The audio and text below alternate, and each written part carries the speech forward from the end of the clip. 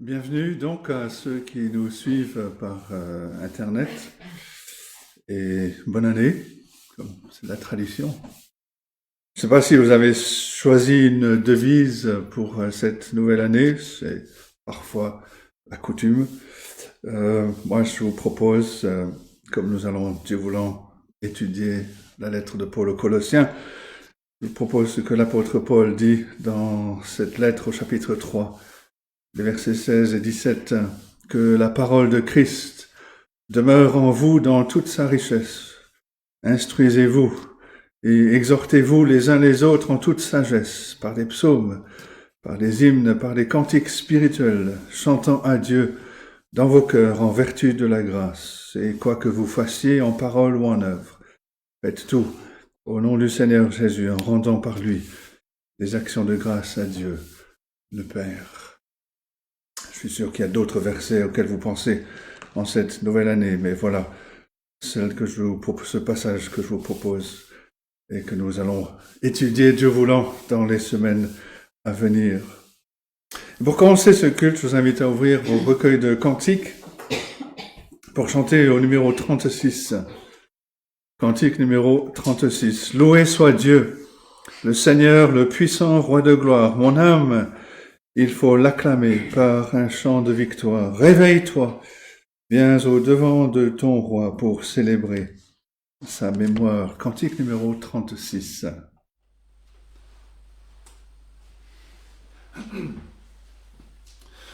Loué soit Dieu, le Seigneur, le puissant roi de gloire.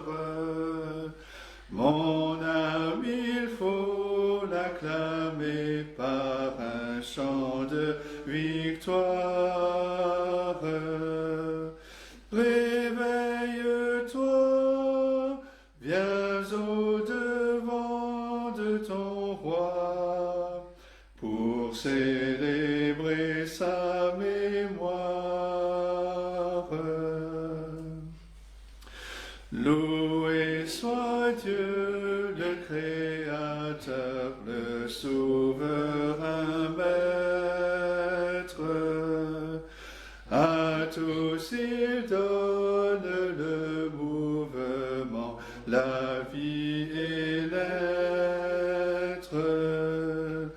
Tout ce qu'il fait est agréable et parfait. Ah, sache le reconnaître. Loué soit Dieu, sa bonté chaque jour se révèle. Il t'a donné la santé, t'a gardé sous son aile. Ses tendres soins pourvoient à tous tes besoins.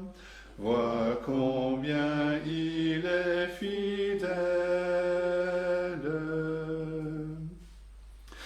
Loué soit Dieu, que les anges lui rendent hommage, que sa louange sur terre en tout lieu se propage, qu'à l'unisson tout en moi chante son nom.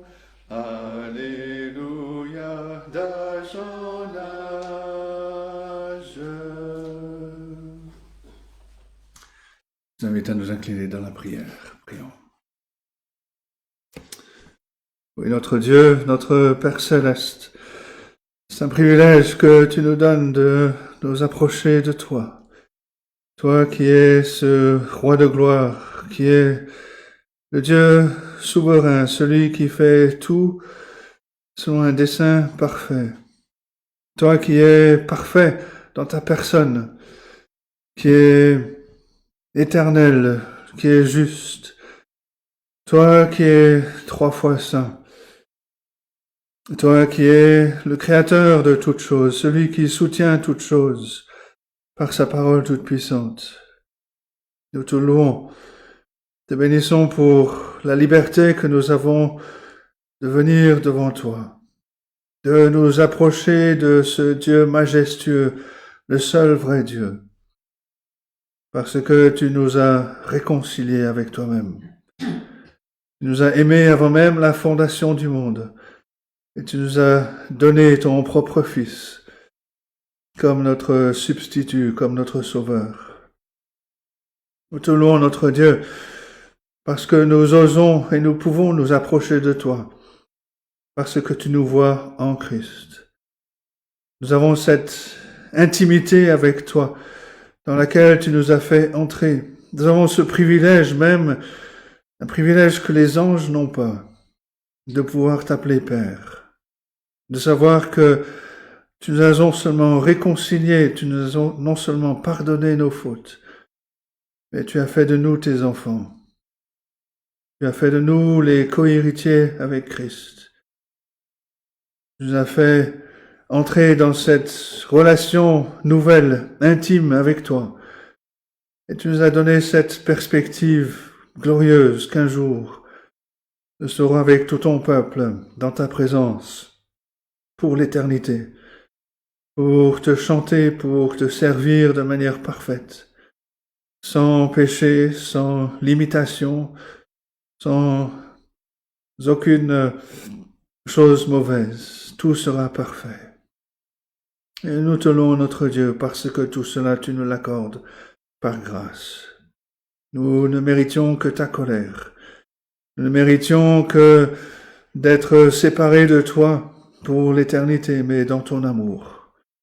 Et dans ta grâce, tu nous as fait cette faveur immense. Tu nous as cherchés. Tu nous as réconciliés, tu nous as ramenés à toi. Tu as fait de nous ton peuple. Tu nous as fait les citoyens des cieux et nous attendons ce jour où nous serons avec toi, libres de tout péché, de tout manquement. Nous serons transformés dans ta présence. Et en attendant ce jour, nous te louons pour ces occasions comme ce matin où nous pouvons nous retrouver pour élever nos voix vers toi, faire monter la reconnaissance et l'adoration de nos cœurs, parce que tu en es digne.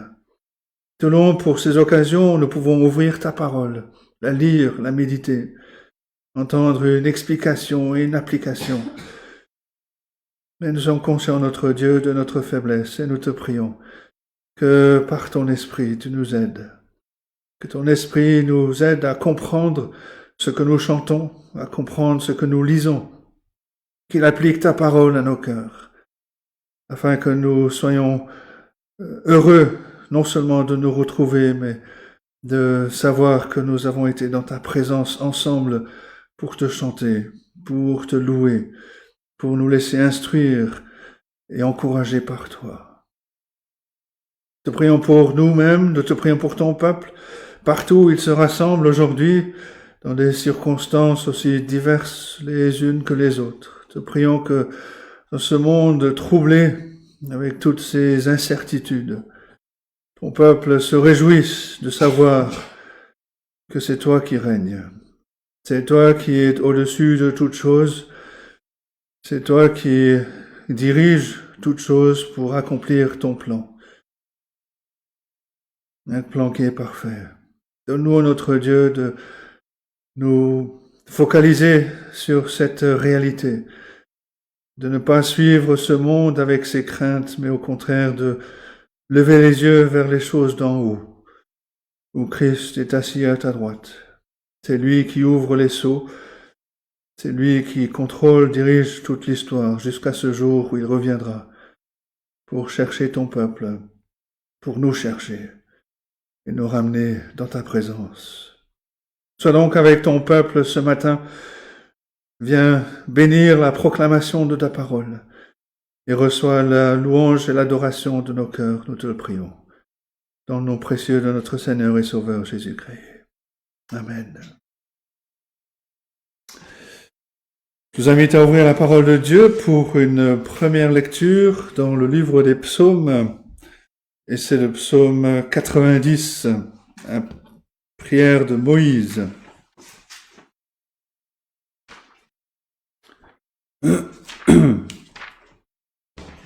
Prière de Moïse, où il rappelle que le Seigneur a été un refuge pour son peuple.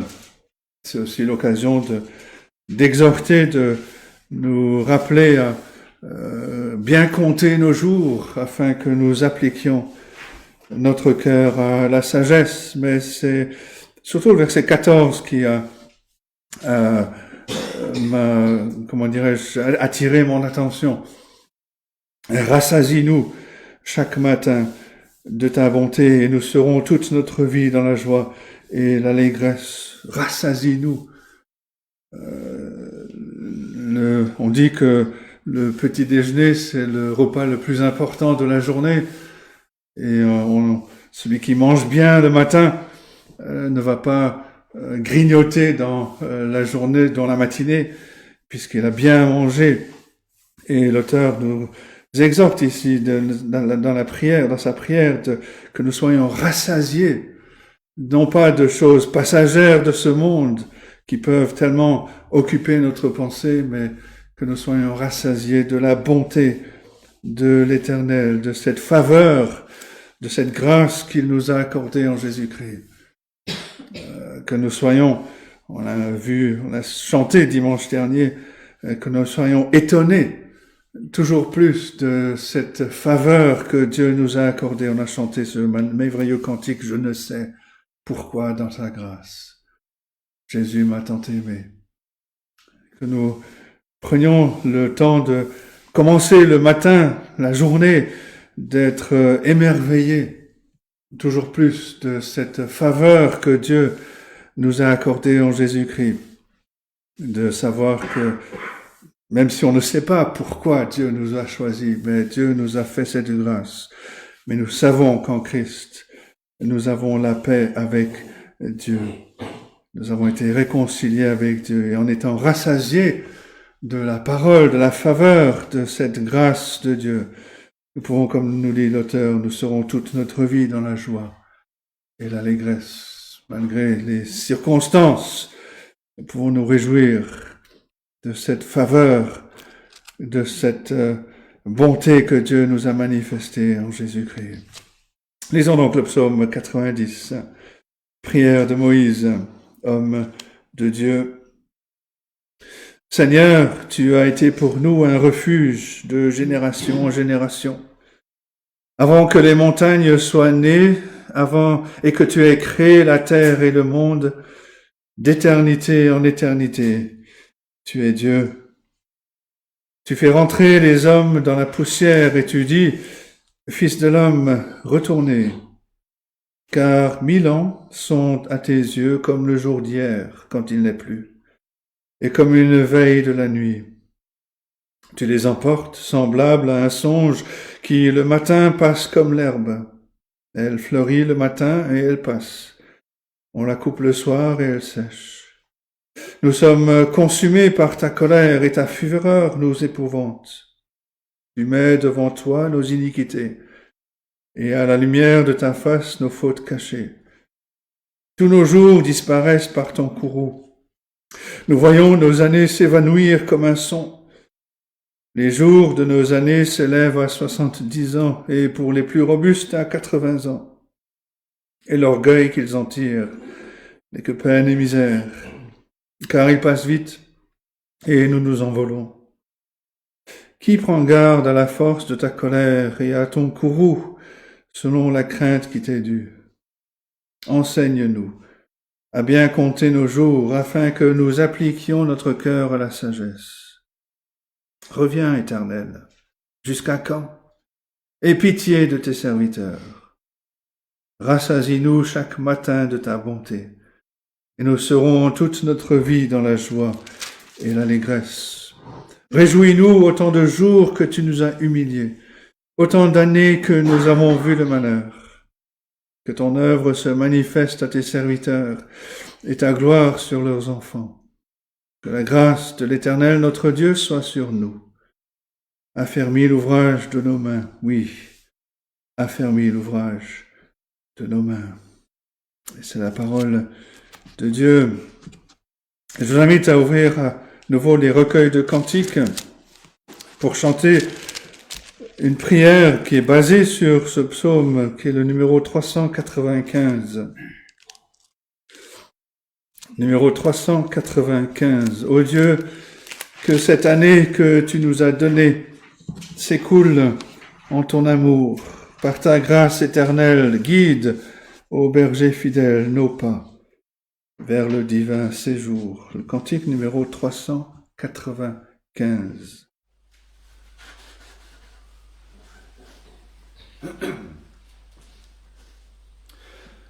Ô Dieu, que cette année que tu nous as donnée s'écoule en ton amour, par ta grâce éternelle, guide ô berger fidèle, nos pas vers le divin séjour. Si sur notre humble voie, ta main sème la joie, bénis notre bonheur, et dans la nuit profonde, lorsque l'orage gronde, dis-nous, c'est moi, n'ayez point peur.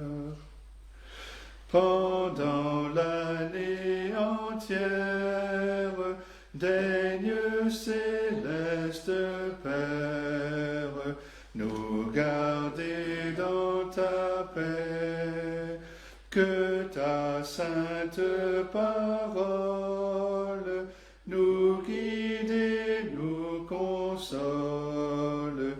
Bénis tes enfants à jamais.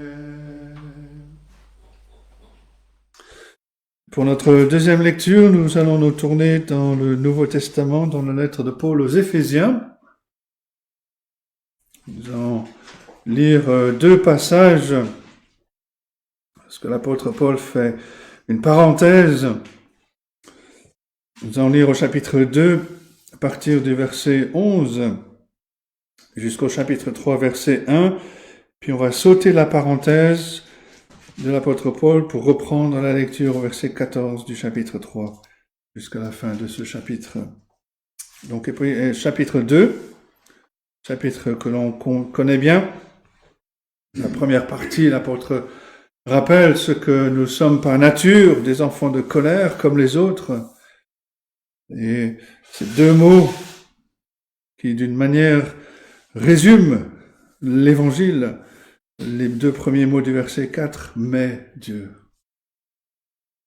Mais Dieu qui est riche en miséricorde, à cause de son amour, nous a rendu la vie en Jésus-Christ, par la foi en Jésus-Christ. Et l'auteur donc continue, l'apôtre Paul continue en nous parlant de cette réconciliation, qu'il n'y a plus de distinction entre juifs et grecs, et que nous faisons tous partie de ce peuple de Dieu réconcilié en Jésus-Christ. Donc, lisons à partir du verset 11, Éphésiens chapitre 2, verset 11, voici donc la parole de Dieu. C'est pourquoi, vous, autrefois païens dans la chair, appelés incirconcis par ceux qu'on appelle circoncis et qui le sont en la chair par la main de l'homme, souvenez-vous que vous étiez en ce temps-là sans Christ, privés du droit de cité en Israël, étrangers aux alliances de la promesse, sans espérance et sans Dieu dans le monde. Mais maintenant, en Jésus-Christ, vous qui étiez jadis éloignés, vous avez été rapprochés par le sang de Christ, car il est notre paix, lui qui des deux n'en a fait qu'un, et qui a renversé le mur de séparation, l'inimitié, ayant anéanti par sa chair la loi des ordonnances dans ses prescriptions. Il a voulu créer en lui-même, avec les deux, un seul homme nouveau, en établissant la paix, et les réconcilier avec Dieu l'un et l'autre en un seul corps, par la croix, en détruisant par elle l'inimitié. Il est venu annoncer la paix à vous qui étiez loin et la paix à ceux qui étaient près, car par lui, les uns et les autres, nous avons accès auprès du Père dans un même esprit.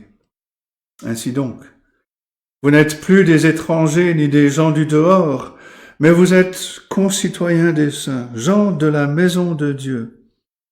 Vous avez été édifiés sur le fondement des apôtres et des prophètes, Jésus-Christ lui-même étant la pierre angulaire. En lui, tout l'édifice bien coordonné s'élève pour être un temple saint dans le Seigneur. En lui, vous êtes aussi édifiés pour être une habitation de Dieu en esprit. Chapitre 3, verset 1, à cause de cela. Moi, Paul, le prisonnier de Christ pour vous, païens. Et donc il fait une parenthèse et on reprend la lecture, verset 14. À cause de cela, je fléchis les genoux devant le Père, de qui toute famille dans les cieux et sur la terre tire son nom, afin qu'il vous donne, selon la richesse de sa gloire, d'être puissamment fortifié par son esprit dans l'homme intérieur, en sorte que Christ habite dans vos cœurs par la foi, étant enraciné et fondé dans l'amour, que vous puissiez comprendre avec tous les saints quelle est la largeur, la longueur, la profondeur et la hauteur, et connaître l'amour de Christ, qui surpasse toute connaissance, en sorte que vous soyez remplis jusqu'à toute la plénitude de Dieu. Or, à celui qui peut faire, par la puissance qui agit en nous, infiniment au-delà de tout ce que nous demandons ou pensons.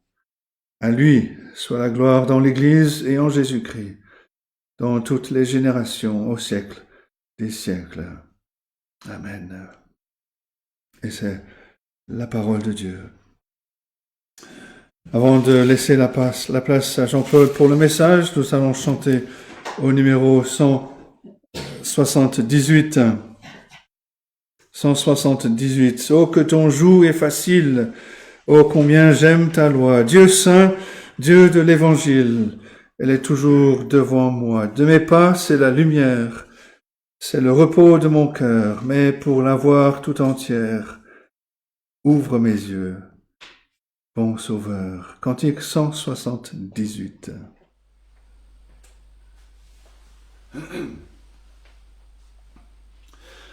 Oh, que ton joug est facile, oh, combien j'aime ta loi. Dieu saint, Dieu de l'évangile, elle est toujours devant moi.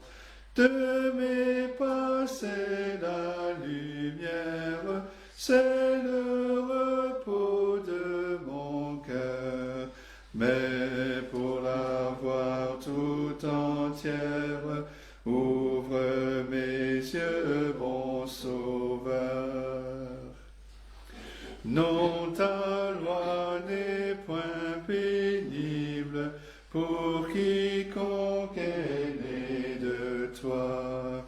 Toute victoire est possible à qui combat avec foi. Seigneur, dans ta forteresse, aucun mal ne m'atteindra. Si je tremble en ma faiblesse, ta droite me soutiendra. D'un triste et rude esclavage, affranchi par Jésus-Christ, je pars à ton héritage, au secours de ton esprit. Au lieu d'un maître sévère, prêt à juger et punir, je sers le plus tendre Père, toujours prêt à me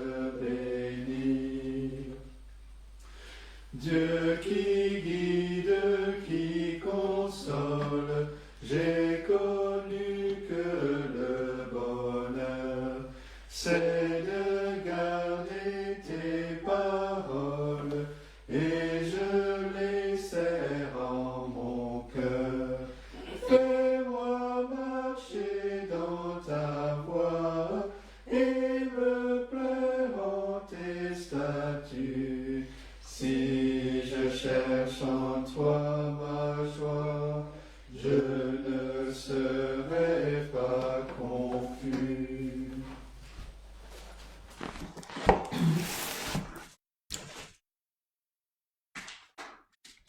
Bien, pour le message ce matin, je vous invite à ouvrir avec moi la parole de Dieu dans le premier livre de Samuel, au chapitre 7. 1 Samuel 7, et nous examinerons plus particulièrement le verset 12. Donc le titre de ce message, c'est la pierre du secours.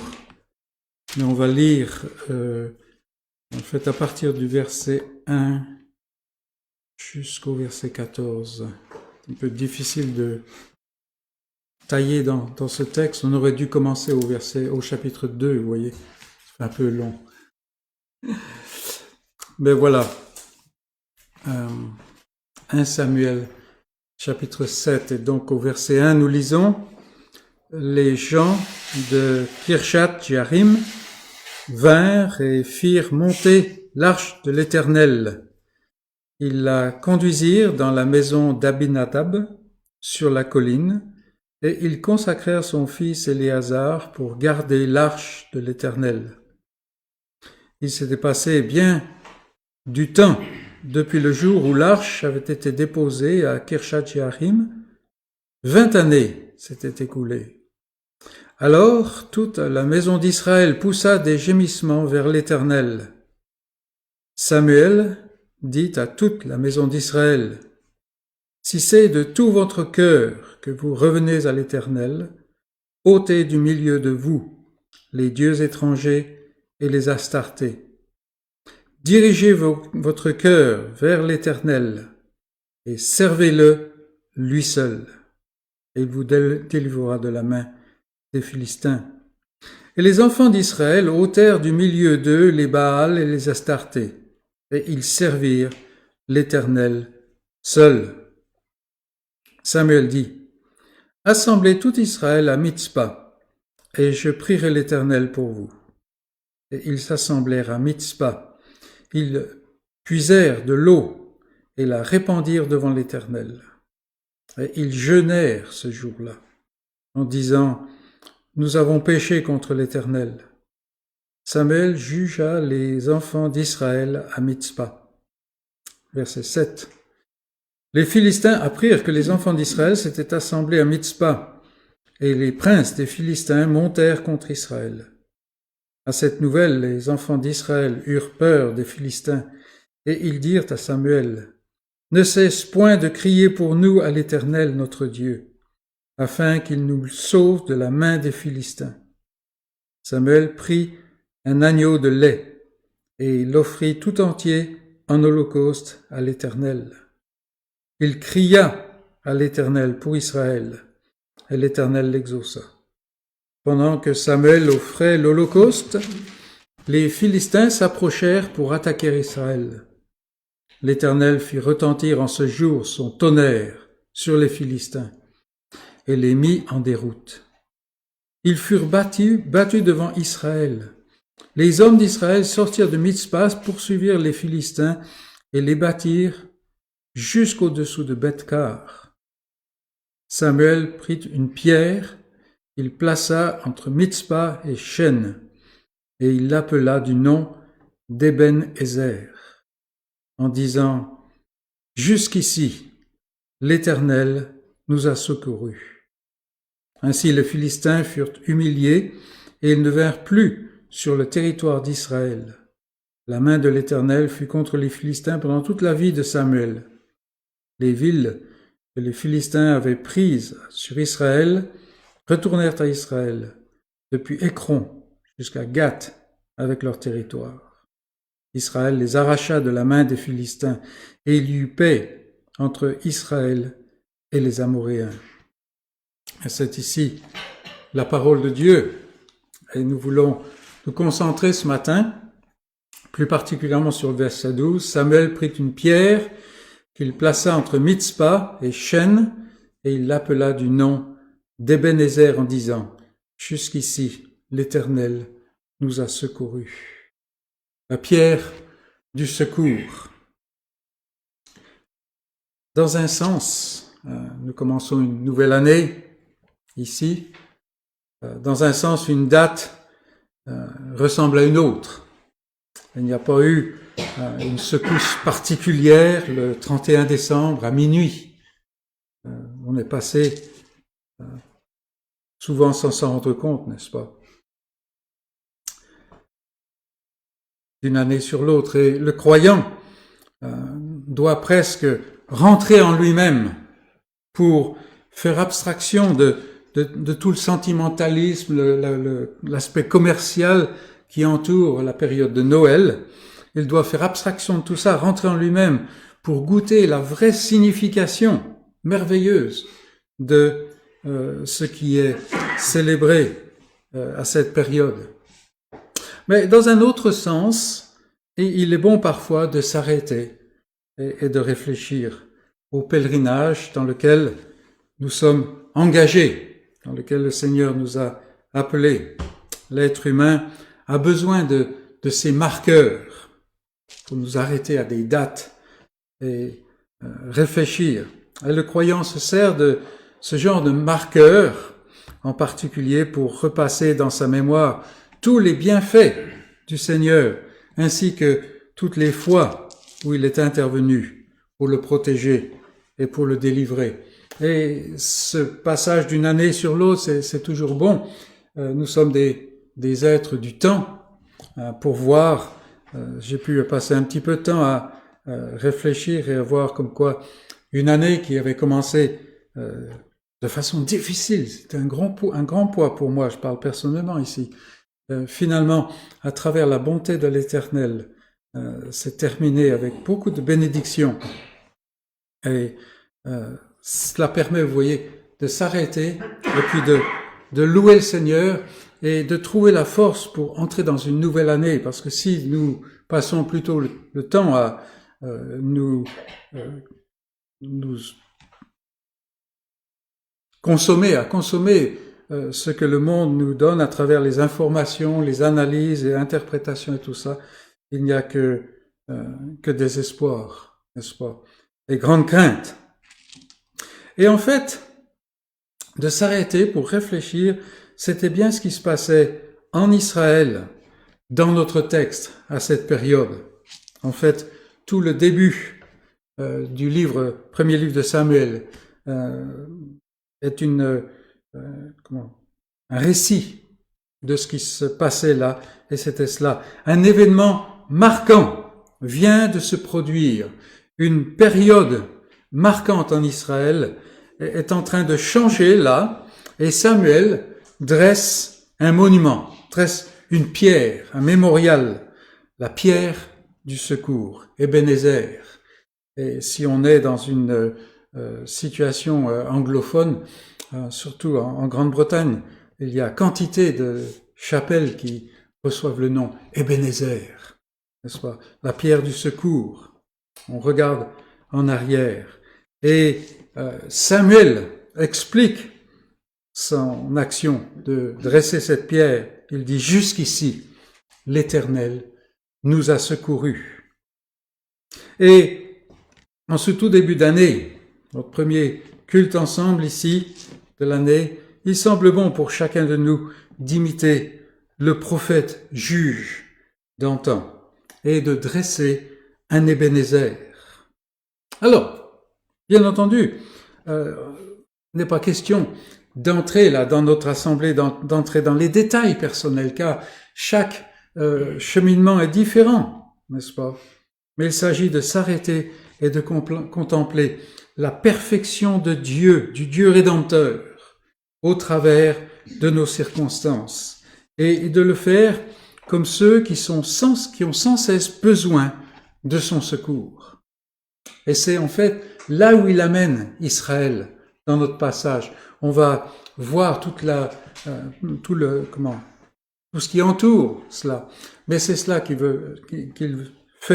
le Seigneur fait ici avec Israël, et c'est ce que nous voulons faire avec nous-mêmes en regardant comment le Seigneur nous a secourus, comment le Seigneur est intervenu. Et dans nos études, nous avons vu pendant la fin de l'année, comme quoi souvent, même une providence qui semble négative, qui semble être une providence douloureuse, nous savons et nous avons cette assurance que le Seigneur l'utilise en Christ dans le salut pour notre secours, pour notre bien, même si ça ne fait pas du bien. Et donc la première chose que nous voulons passer en revue ici, c'est la situation d'Israël. Tout ce qui a mené à cette érection de cette pierre du secours. Il y a des gens qui sont familiers avec l'histoire d'Israël, mais je me doute que certains parmi nous ont tendance plutôt à mélanger les choses. On a de la difficulté. Ça, c'est aussi la manière dont le Seigneur nous conduit, parce que quand j'étais beaucoup plus jeune, j'étais dans un milieu où on faisait l'histoire sainte, on appelait ça. Alors, c'était une matière, l'école, une école privée, l'histoire sainte, où c'était un peu un genre d'histoire biblique, on suivait cela. Alors, l'intérêt de cela, c'est, bon, moi j'aime bien l'histoire, mais en plus, c'était COEF 9. Alors, je pouvais me permettre d'avoir des mauvaises notes en maths, ce qui était le cas, malgré tous mes efforts, parce que j'étais bon en histoire sainte, vous voyez. Et maintenant, ça me permet d'être assez familier avec justement toute cette histoire dans 1 Samuel, 2 Samuel, 1 Roi et ainsi de suite. Même on commence à Juge. Comme quoi, un coefficient peut avoir des résultats surprenants, n'est-ce pas? Et donc, regardons dans notre premier point, la situation en Israël. La situation en Israël. Et je vous invite à relire à loisir tout le passage, si vous commencez depuis le début du livre de 1 Samuel, c'est bon, mais au moins au chapitre 2 jusqu'à notre chapitre et plus loin. Nous sommes en train de préparer d'ailleurs un très bon commentaire là-dessus. La situation en Israël. Israël était dans un triste état. Israël était installé enfin dans la terre de la promesse. Elle avait été gouvernée pendant un long moment par toute une lignée de juges, des hommes et une femme en particulier, de grande capacité spirituelle. La nation, cependant, dans une grande partie, avait oublié l'Éternel, s'était détourné de son Dieu. Les responsables religieux, à l'époque, le souverain sacrificateur et les sacrificateurs, étaient un vieil homme, Élie, un homme de Dieu, un homme spirituel, mais mou, et ses fils extrêmement corrompus. Et l'Éternel a quelque chose à lui dire, pour le reprendre au chapitre 2, verset 29. Nous lisons, un prophète vient parler et reprendre Élie, le souverain sacrificateur. Il dit, « Pourquoi foulez-vous aux pieds mes sacrifices et mes offrandes ?» Ça, c'est les sacrificateurs, donc les fils d'Élie, que j'ai ordonné les sacrifices, les offrandes que j'ai ordonné de faire dans ma demeure, dans le tabernacle. Et d'où vient que tu honores tes fils plus que moi, afin que vous engraissiez des prémices de toutes les offrandes d'Israël, mon peuple. C'est intéressant que Élie ne reprenait pas ses fils, qui étaient vraiment des brigands, c'était des hommes horribles, débauchés. Il ne le reprenait pas. Et regardez comment le Seigneur, quel est le verdict du Seigneur, tout ce que tu viens, que tu honores tes fils plus que moi. C'est frappant, n'est-ce pas? C'est frappant. Donc, quand je dis que Israël était dans un triste état, c'est vraiment un triste état. Chapitre 2, verset 29. Voilà, excusez-moi, il faut que je pense à citer ces références. Le culte de l'Éternel était devenu une routine cérémoniel sans cœur. Il y avait des gens qui étaient touchés par l'Esprit de Dieu, mais en général, les gens, même sincèrement, venaient et le cœur n'était pas là-dedans. Le cœur du peuple se détournait vers les idoles des Cananéens. Alors, ça nous semble un peu vieillot, ça, n'est-ce pas? Mais les idoles des Cananéens, comme aujourd'hui, si on réfléchit bien, c'était des idoles qui favorisaient la fertilité. Bon, la fertilité, c'est toujours bon, n'est-ce pas? Mais surtout, c'est bon dans les récoltes. Et rappelons-nous, Israël, c'était une société agricole. Et bien entendu, ces saints ou ces divinités, il faut les cajoler parce que on veut une récolte, un peu comme on va avoir ici dans notre région, la Saint-Vincent tournante. Alors c'est devenu très commercial, j'en conviens, mais on balade encore ce saint tout autour des villages. Exactement la même chose. Donc le peuple s'est détourné des idoles vers les idoles des Cananéens. Oui, c'est vraiment un triste état pour le peuple de Dieu, qui aurait dû vivre dans une communion vibrante avec son Rédempteur, celui qui l'avait fait sortir d'Égypte. Avez-vous déjà remarqué combien de pages de l'Ancien Testament montrent une situation de déclin, une situation de rébellion au milieu du peuple favorisé de Dieu? Et une bonne partie des épîtres du Nouveau Testament s'adressent à des églises, à des problèmes dans les églises et des reculs. Combien de fois? Très peu de passages, n'est-ce pas, qui ne sont pas consacrés à cela. Et il se peut que chacun d'entre nous nous ressentions comme cela. N'y a-t-il pas en nous trop de l'esprit du monde? Et cela nous décourage, n'est-ce pas? On avait pris peut-être des résolutions début de l'année passée, et où sont les résolutions? Et si bien qu'on est découragé d'en prendre pour cette année. Alors prendre des résolutions n'est pas nécessairement la solution, mais vous comprenez, on est ici dans une situation, la même situation qu'Israël, bien souvent. Et donc, il est encourageant de constater que c'est dans une situation aussi sombre que l'Éternel agit. Parce que ici, c'est l'action de l'Éternel que nous voyons. Et il y a un auteur qui a écrit un livre dont le titre c'est « Même dans les ténèbres ». Et nous l'avons développé en disant « La grâce brille même dans les ténèbres ». Les ténèbres ne peuvent pas éteindre la grâce. C'est comme la lumière dans les ténèbres. Les ténèbres doivent reculer, n'est-ce pas? Donc, dans cette situation sombre, l'Éternel Dieu agit. Et la route du retour du peuple sera très longue, encore très longue. Et la génération suivante va venir et il va falloir réapprendre cette leçon, n'est-ce pas? Mais malgré le fait que le retour va prendre un long moment et loin d'être complètement parfait, mais le commencement est minuscule. Mais Dieu est entré en action ici, dans notre passage.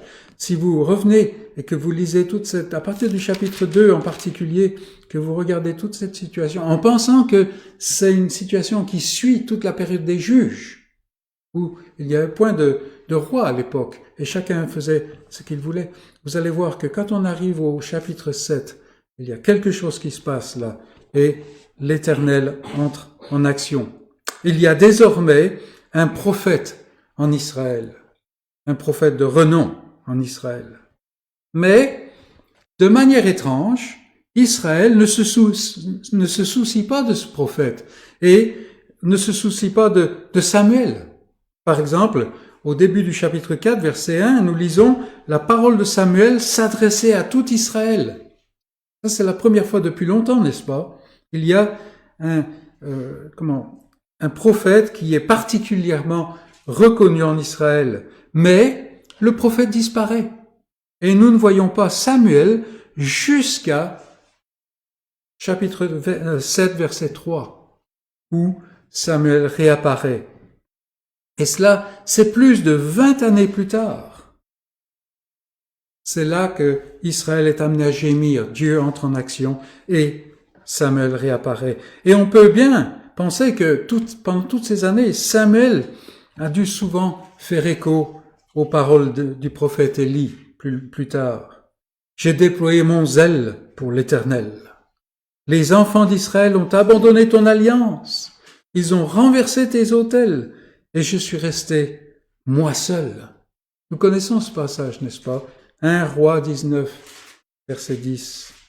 Combien nous pensons nous associer à ce constat? Souvent, on a ce qu'on appelle ce syndrome d'Élie, n'est-ce pas? Mais qui n'est pas toujours faux. Oui, les gens se sont détournés. L'Église s'est détournée. Mais malgré une situation difficile, Israël est continuellement affligé par les autres nations. Israël ne tient aucun compte de l'Éternel, qui est pourtant sa seule force. Et toute leur histoire leur montrait que l'Éternel était la seule force du peuple. Et combien de fois nous traitons nos situations dans la force de l'être humain, dans la force de l'homme? Combien de fois? Nous sommes face à des humeurs changeantes, nous sommes face à des choses qui nous gênent, nous sommes face au péché et tout ça. Et on cherche le remède dans la force de l'homme. Comme Israël. Et il n'y a aucune force dans l'homme pécheur. Aucune. Les Philistins étaient une écharpe constante dans les flancs d'Israël. En particulier à cette époque, avant il y avait eu les Madianites et ainsi de suite. Mais les Philistins étaient là. Mais malgré cette écharpe, malgré cette douleur, point de référence à l'Éternel, qui a pourtant fait sortir son peuple de la servitude à main levée, avec grande puissance, n'est-ce pas? Et ici, en Israël, c'est la déroute. Pourtant même, dans la défaite, Israël, où les Philistins et Israël sont entrés en bataille, et les Philistins ont battu Israël. Il y a 3 ou 4 000 hommes qui sont morts. Une déroute. Mais pourtant même, dans la défaite, point d'Éternel. Non, non. On va plutôt le faire descendre au niveau des divinités païennes. J'ai mentionné tout à l'heure le fait que souvent il y a ces genres de processions dans les villages, de moins en moins maintenant, mais où on se balade avec une espèce d'effigie, n'est-ce pas, sur les épaules des hommes. Bientôt, ça va être Saint Vincent qui apparemment protège les vignes. Voilà. Alors on le promène parce que le pauvre, il peut pas aller par lui-même, vous voyez. Et ici, c'est la même chose. On fait descendre l'arche dans le camp. Point d'Éternel. Non, on va utiliser cette arche comme on utilise les divinités païennes. Amenons l'arche dans le camp et alors Dieu sera obligé de nous assister parce que sinon l'honneur de son nom est en jeu. La religion du gris-gris, la religion du talisman, voilà ce à quoi le peuple de Dieu est réduit. Et quand je parle d'un triste état, vous voyez que je n'exagère pas.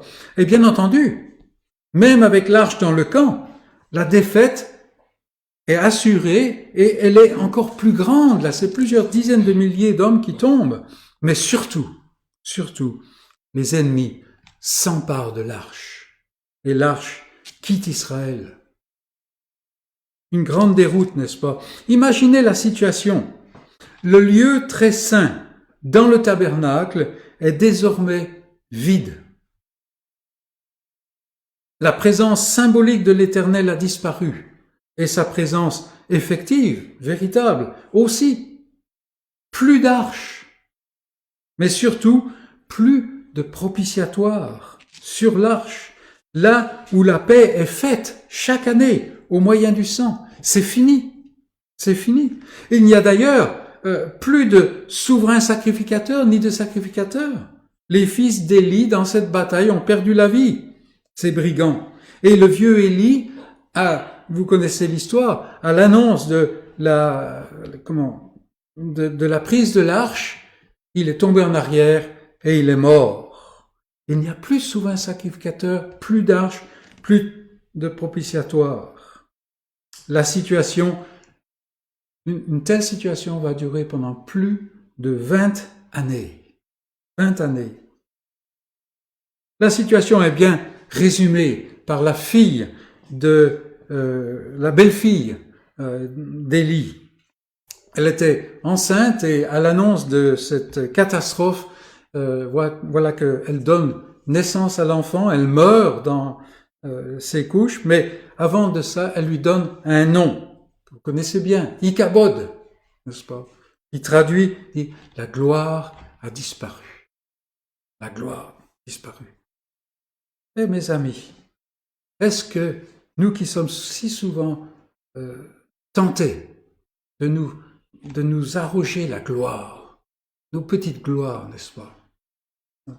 Quand je vois des gens qui insistent pour qu'on les appelle avec des titres dans l'Église, c'est ridicule, être la gloire d'un peuple méprisé, n'est-ce pas?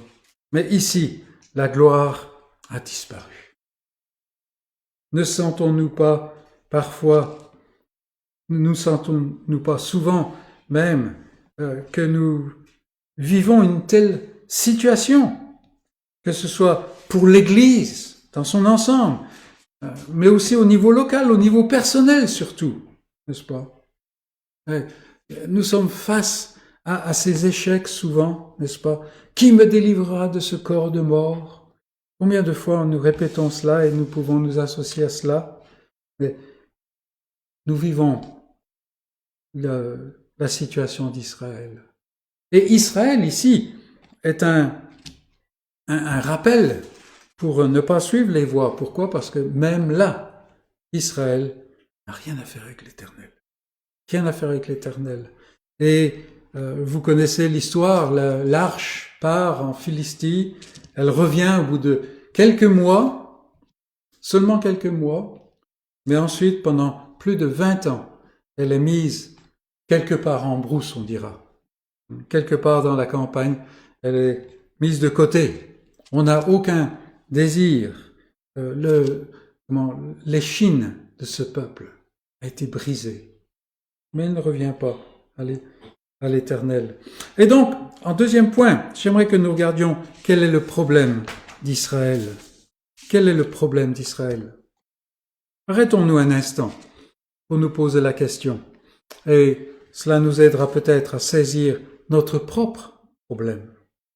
Pour commencer, demandons-nous qui est Israël? Qui est Israël? Quelle est l'identité, la nature d'Israël? Alors bien entendu, déjà dans votre esprit vous avez répondu, c'est le peuple choisi par Dieu dans l'ancienne alliance pour porter son nom devant les nations et pour symboliser la grâce de Dieu. Comme le dit l'apôtre Paul, il pose la question, quel est l'avantage du juif? N'est-ce pas? Et il continue, il est grand, en ce que les oracles de Dieu leur ont été confiés. Romains chapitre 3, versets 1 et 2, et puis on pense à Romains 9 aussi, où il élabore un petit peu.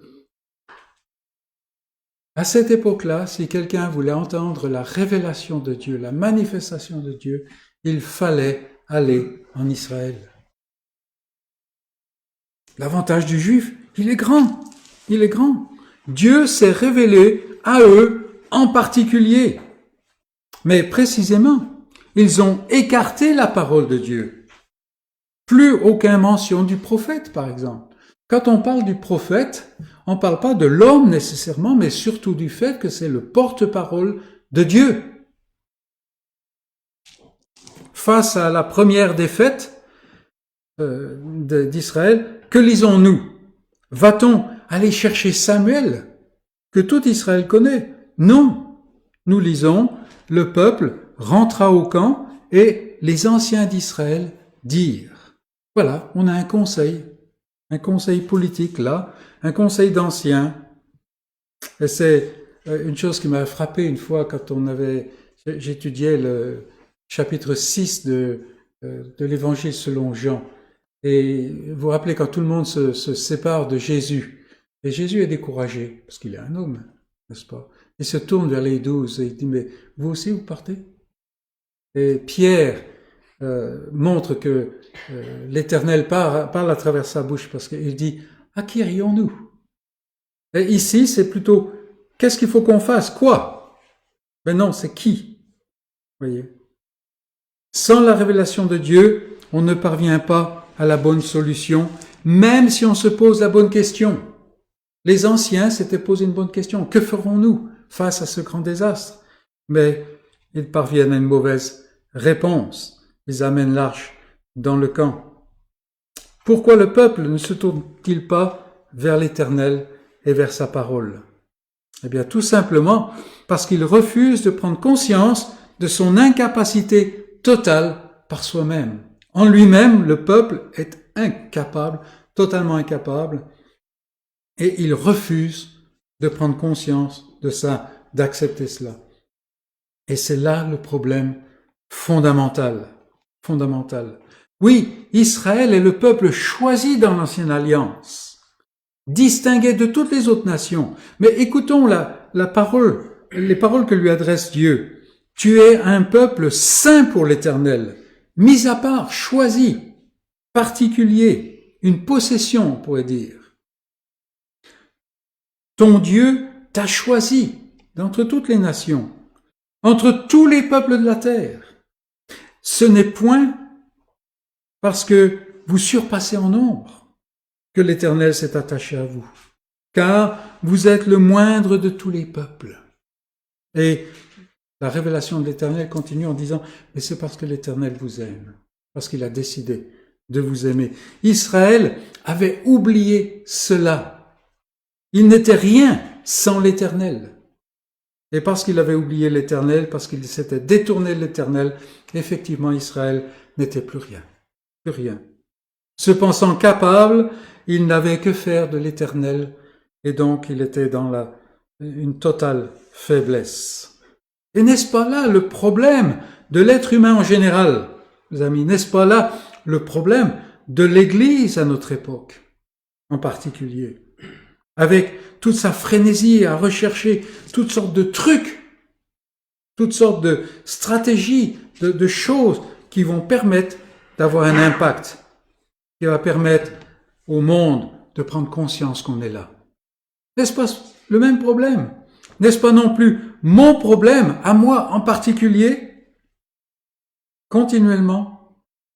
Or, même la présence de l'arche ne peut rien pour régler ce problème. Rien. Israël est battu à plate couture, encore une défaite encore plus cuisante que la première, et l'arche est prise, et le tabernacle est vide pendant de longues années, jusqu'à ce que David, l'homme selon le cœur de Dieu, ramène l'arche dans la ville de la paix. Et là, c'est pas 20 ans plus tard, c'est plus 40 ou 50 ans plus tard. Vous voyez. Souvent, on pense, mais le Seigneur ne peut pas nous abandonner parce que, quand même, c'est l'honneur de son nom qui est lié avec son Église. Et effectivement, il lie l'honneur de son nom avec l'Église, n'est-ce pas? Mais l'Église n'est pas toujours ce qu'on pense être l'Église. Et ici, l'Éternel peut même laisser aller l'arche. Comme plus tard, il va même permettre que le temple soit détruit. Le lieu où il se rencontre avec son peuple. Pourquoi? Parce que sa sainteté lui tient à cœur beaucoup plus que cela. Et c'est le cœur qu'il veut, n'est-ce pas? Et c'était ce problème avec Israël. Et c'est ce problème bien souvent avec nous. De longues années d'abandon, quand le peuple, l'échine du peuple, le moral du peuple est complètement brisé, même quand l'arche est revenue en Israël, elle est mise dans un endroit qui n'est pas là où est le tabernacle. Ikabod, toujours là. Est-ce la fin de l'histoire? Israël va-t-il à jamais regarder en arrière avec un cœur lourd et avec un moral complètement brisé? Et c'est là, bien entendu, que nous continuons avec un nouveau point, parce que ça ne peut pas être la fin de l'histoire. Dieu est à l'œuvre. Dieu est à l'œuvre.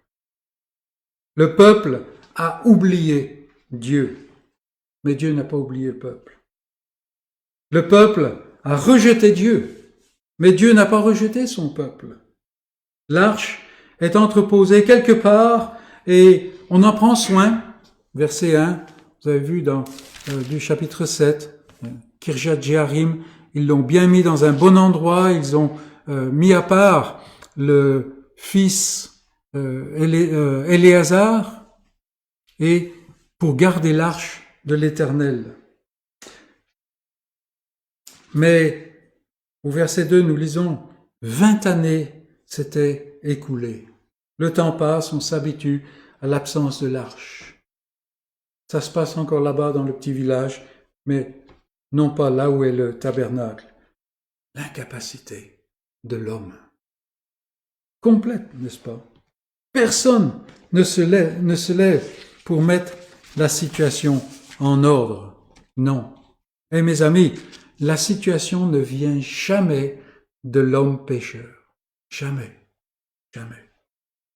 C'est pourquoi nous sommes dans la folie si nous cherchons dans ce sens. Le salut et la rédemption sont des œuvres de la grâce du Dieu qui est absolument souverain et totalement libre de faire ce qu'il veut. Et au verset 3 de notre chapitre 7, verset 3, nous lisons « Alors toute la maison d'Israël poussa des gémissements. » Et vous voyez le changement? Jusque-là, il n'y a pas de gémissement. Il n'y a pas de prise de conscience de la triste réalité dans laquelle ils vivent. Ils poussa des gémissements. Que se passe-t-il? Ils prennent tout simplement conscience de leur incapacité totale, du fait qu'ils ne sont pas Israël. Et ici, il faut s'arrêter juste une petite seconde, parce que pour nous, Israël, c'est le nom d'une nation, n'est-ce pas? Même si on parle de l'Ancien Testament. Mais pour eux, ça voulait dire prince avec Dieu, prince avec l'Éternel, ceux qui ont tenu devant Dieu. Et vous vous rappelez, ça avait été donné à Jacob, n'est-ce pas? Non, ils prennent tout simplement conscience de leur incapacité totale. On ne cherche plus des trucs pour s'en sortir, car on est sans force et on le voit. Tout ce qu'ils peuvent faire, c'est de gémir en direction de l'Éternel, dans l'espoir qu'il va se retourner vers eux. Et, mes amis, ce gémissement vient au bout du rouleau, quand Dieu réveille le cœur de son peuple. Ce gémissement ne vient pas du peuple, il vient de Dieu. Et c'est tellement encourageant, mes amis. L'Éternel réveille le cœur de son peuple comme il le fait souvent. Cela fait penser, par exemple, à l'histoire que Jésus raconte au sujet du Fils qui a tout dilapidé. Vous vous rappelez, il avait pris sa part de l'héritage et puis il était parti et puis il a tout dilapidé et il s'est retrouvé dans le besoin. Et même là, non, il se nourrit de la nourriture de cochon, il trouve un petit travail, petit boulot qui lui permet de rester en vie, n'est-ce pas? C'est ça. Mais soudain, nous lisons, il rentra en lui-même. Il s'arrêta pour réfléchir, n'est-ce pas? D'où est-ce que cela vient? Du Seigneur. Et le Seigneur lui montre la réalité de son état. Il est pire qu'un serviteur. Il est pire qu'un esclave, bien qu'il soit fils. Vous voyez? Et la question se pose à chacun d'entre nous. Quand allons-nous commencer à gémir? Quand allons-nous commencer à gémir? Quand est-ce que Dieu va commencer à œuvrer avec moi? Dieu œuvre avec son peuple. Mais très souvent, il le fait par derrière, n'est-ce pas? Et souvent, nous pouvons nous sentir dans cet état d'esprit. Et remarquez ce qui se passe ici. Verset 3, c'est verset 3 ?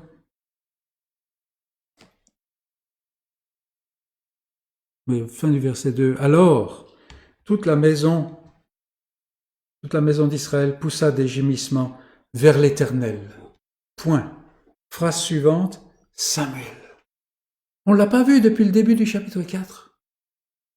La parole de l'Éternel a été mise de côté, n'est-ce pas? Ici, le grand absent est revenu, ou plutôt, le peuple éveillé revient à la parole de Dieu. Mais le retour vers le Seigneur n'est pas simplement un concept abstrait ou un mouvement seulement émotionnel. Vous savez, on se trouve dans la grande assemblée et puis on est prêt à promettre n'importe quoi. Non. Si c'est de tout votre cœur, dit Samuel, si c'est de tout votre cœur, c'est une affaire de cœur. Et de la même manière que le cœur physique pompe le sang dans tout le corps, de la même manière, la repentance produit du fruit et elle impacte toute la vie. Si c'est de tout votre cœur que vous revenez à l'Éternel, alors ôtez, dirigez et servez-le lui seul. Ce retour à l'Éternel, ces gémissements, n'est-ce pas, doivent se traduire dans une vie transformée, une vie nouvelle. Dieu doit éveiller le cœur pour cela, mais le cœur qui l'éveille prend une nouvelle orientation résolue et énergique. Et nous vivons dans une époque soft, n'est-ce pas? C'est la résolution, l'énergie, ça nous manque. Il peut être utile de traduire ces commandements pour en saisir la force. Il ne doit pas y avoir un atome de votre cœur qui n'est pas impliqué dans ce retour à l'Éternel. Et alors, ne gardez pas les dieux étrangers. Ôtez-les, ne les gardez pas. Parce que vous savez, on peut les mettre simplement au grenier. Non, ne les gardez pas. N'ayez aucune place pour eux. Voilà ce que Samuel est en train de dire. Voilà ce que Dieu est en train de dire au peuple d'Israël. Tournez votre cœur du tout au tout. Ça, c'est la conversion, n'est-ce pas? Obéissez-lui sans partage et sans exception. Et voilà la solution. Et c'est exactement ce que firent les Israélites. Regardez au verset 4. Et les enfants d'Israël ôtèrent du milieu d'eux les Baals, les Astartés, et ils servirent l'Éternel seul. Pourquoi est-ce qu'ils ne l'ont pas fait avant, pendant ces 20 années et les années précédentes, là? Pourquoi? L'Éternel est maintenant à l'œuvre. L'Éternel est à l'œuvre. C'est donc ce que font les Israélites. Mais regardons un petit peu en détail ce qu'ils font, et c'est notre point suivant. Adoration et intercession. Adoration et intercession. Le cœur renouvelé se tourne vers le Seigneur. Paul décrit la conversion des chrétiens de Thessalonique, par exemple. Il dit, on raconte comment vous vous êtes convertis à Dieu en abandonnant les idoles pour servir le Dieu vivant et vrai. 1 Thessaloniciens 1, 9 et 10, je crois. Le peuple, ici, s'assemble à Mitzpah.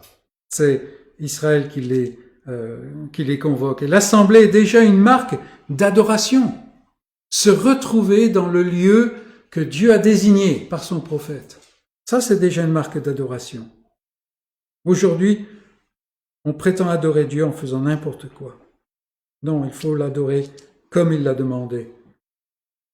Ils sont débarrassés de leurs idoles, et que font-ils?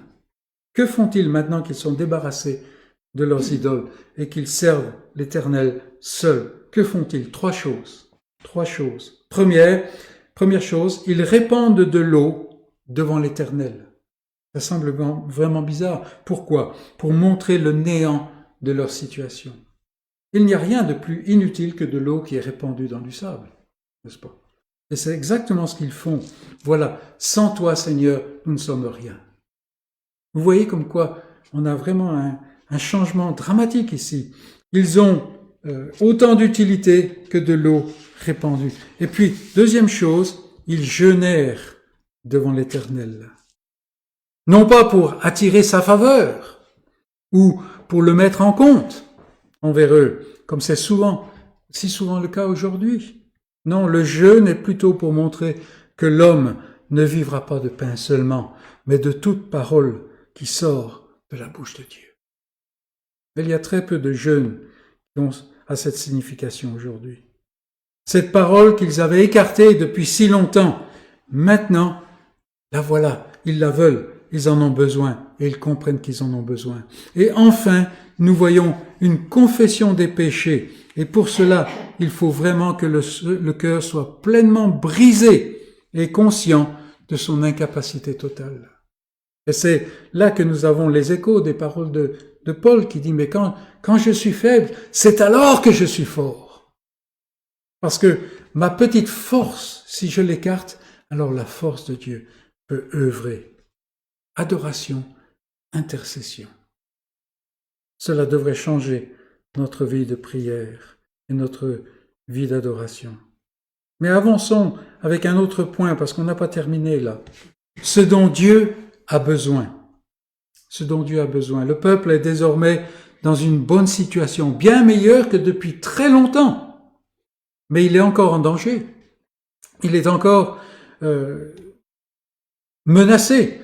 L'ennemi va utiliser même les bonnes choses, les bonnes intentions, les bonnes choses que Dieu fait dans notre cœur pour nous exposer au danger. Nous prenons des résolutions où nous commençons à marcher dans les voies du Seigneur et l'ennemi est là. Il est présent, n'est-ce pas? Dieu a réveillé le cœur du peuple et celui-ci s'est engagé de tout cœur envers l'Éternel. Merveilleux! Mais la paix n'est pas faite encore. Et ici, nous avons ça en image, mais la paix n'est pas encore faite. Le sang n'a pas été offert. Comme le dit la parole de Dieu, sans effusion de sang, il n'y a point de pardon. Il n'y a point de paix. Point de paix. Dieu ne peut pas sauver. Dieu ne peut pas intervenir. Et c'est pourquoi Samuel prend un agneau de lait et il l'offre en holocauste à l'Éternel. C'est intéressant de regarder que l'Éternel des fois sort des chemins battus. Normalement, l'holocauste est offert par un sacrificateur, n'est-ce pas, par le souverain sacrificateur, mais il n'y en a pas en Israël à cette époque-là. Et c'est Samuel qui est suscité par Dieu pour le faire. Il prend un agneau de lait, c'est-à-dire un agneau de 8 jours, comme il est enseigné dans sa parole, Exode 22, 30, Lévitique 22, 27, si vous voulez des références. Bien entendu, ce sacrifice, cet agneau, nous parle de celui qui est venu depuis, innocent, pour faire ce que seul un homme qui est Dieu peut faire, que les autres hommes ne peuvent pas faire. 8 jours, c'est important pour les Juifs. 8 jours, c'est une histoire nouvelle. Le chiffre 7, dans le symbolisme hébraïque, le chiffre 7 dénote la plénitude, ce qui est complet. Ouais. Et c'est le 7e jour que Dieu s'est reposé, n'est-ce pas? Mais en raison du péché, la création a été détruite. Et le chiffre 7, qui dénote la complétude, ne suffit pas. Dieu doit faire quelque chose qui est au-delà de cela. Mais en raison du péché, donc, il est obligé de faire cela. Toute la terre est remplie de violence. Mais voilà que Noé et sa famille, 8 personnes, vous voyez encore le symbolisme là, repeuplent toute la terre. La circoncision, qui est le signe de l'œuvre de Dieu en nouveauté de vie. En fait, la circoncision de l'Ancien Testament symbolise cette conversion, cette circoncision faite d'une main qui n'est pas la main de l'homme, n'est-ce pas, elle intervient, ou elle intervenait à cette époque-là, le 8e jour. Le 8e jour. Parce que Dieu fait quelque chose au-delà de simplement ce qui est normal, ce qui est complet. Le sabbat ancien, le 7e jour, laisse place au premier jour de la nouvelle création. Et voilà, aujourd'hui, nous sommes dans cette nouvelle alliance. Nous sommes au-delà. Pourquoi? Parce que l'agneau a été offert. Si nous sommes en Christ, nous sommes une nouvelle création. Et le sacrifice que Samuel offre, un holocauste, est entièrement brûlé. Il n'en reste rien. Et bien entendu, cela nous fait penser à ce cri de victoire. Tout est accompli. Voilà le vrai agneau de Dieu qui est complètement détruit, n'est-ce pas? Tout est accompli. Il n'y a plus rien d'autre à faire. Plus rien d'autre à faire. L'éveil du cœur, même s'il vient de Dieu, le rejet des idoles, la reconnaissance à la fois de notre totale inutilité et de nos péchés, toutes ces choses bonnes et indispensables, Dieu ne sont pas suffisantes. Dieu doit encore faire quelque chose que nul autre ne peut faire. Et c'est pourquoi même notre meilleure repentance, même notre plus belle consécration, notre consécration la plus totale, n'achèveront rien si nous ne nous reposons pas premièrement et totalement sur le remplacement que Dieu fournit, sur celui que Dieu donne, celui qui est venu et qui a ôté le péché du monde. Vous voyez, il fallait, le peuple vient auprès de Samuel, dit « Intercède pour nous ». Non, même les intercessions, même les prières de Samuel ne font rien du tout. Il faut le sacrifice, il faut que le sang soit versé. Celui qui a ôté le péché du monde. Et est-ce que Christ, sa personne, son œuvre, est le centre total et indispensable de mon salut et de ma vie? Telle est la question, vous voyez. Parce que c'est l'enseignement de ce que Samuel fait devant le peuple. Oui, vous êtes dans une bonne situation, mais Dieu a besoin que le voile soit déchiré. Se pourrait-il que la pauvreté de ma vie chrétienne vienne de ce que je néglige de me couvrir avec la couverture que Dieu a fournie? Est-ce que j'essaye par mes propres efforts de grandir dans le plaisir de Dieu, dans l'acceptation de Dieu? C'est cela, n'est-ce pas? Alors je marche sur la voie du monde. Et pour finir, regardons la pierre du secours, Ebenezer. Alors, je suis sûr que vous vous demandiez, mais quand est-ce qu'il va revenir à cette pierre? Mais il n'y a pas de mémorial de secours sans délivrance, et il n'y a pas de délivrance sans que le sang de la paix ne soit répandu devant l'Éternel. Vous voyez la séquence là? Très important, n'est-ce pas? Trop souvent, le croyant cloche dans sa vie de croyant et il est incapable de témoigner du secours de son Dieu parce qu'il reprend, dans un sens, le volant de sa vie. Nous oublions que c'est Dieu qui dirige notre vie, qui nous dirige, qui dirige tout avec sa parole et son esprit. Et nous reprenons la direction de notre vie. Combien de fois? Et le résultat, c'est simple. Nous avançons qu'à un quart, toujours en proie au doute, toujours à nous demander des tas de choses, à marcher à demi-régime, si même on atteint le demi-régime. Mes amis, nous ne serons jamais autre chose en nous-mêmes que des ratés. Ça semble un peu carré à dire, mais c'est la réalité. C'est la réalité. La réalité, c'est exactement ce que Jésus dit. Sans moi, vous ne pouvez rien faire. Rien faire. Que des ratés. Même nos meilleures œuvres ne sont que péchés. Notre meilleure prière n'est que péché. Seul le salut de l'Éternel est notre espérance. Et cette espérance ne laisse point confus. Elle ne nous amène pas la honte. Elle ne nous déçoit pas. Est-ce là l'Ébénézer, la pierre du secours, que vous et moi pouvons dresser en ce début d'année. Jusqu'ici, l'Éternel nous a secourus. Jusqu'ici, l'Éternel est notre seul secours. Et il n'y a aucune raison pour douter que cela va changer si nous restons devant lui. Que le Seigneur nous donne la grâce pour marcher devant lui et voir à la fois notre état et sa merveille qui est en Christ. Amen.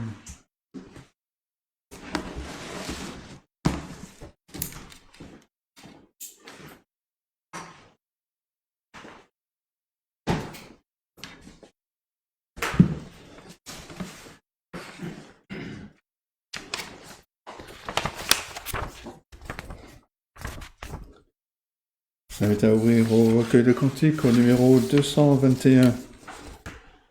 Terminer ce culte ensemble avec cette prière. Tiens dans ta main puissante et forte, ton faible enfant, qui seul ne peut marcher. Vers toi, Seigneur, tout mon désir se porte. Sur mon chemin, garde-moi de broncher. Cantique 221.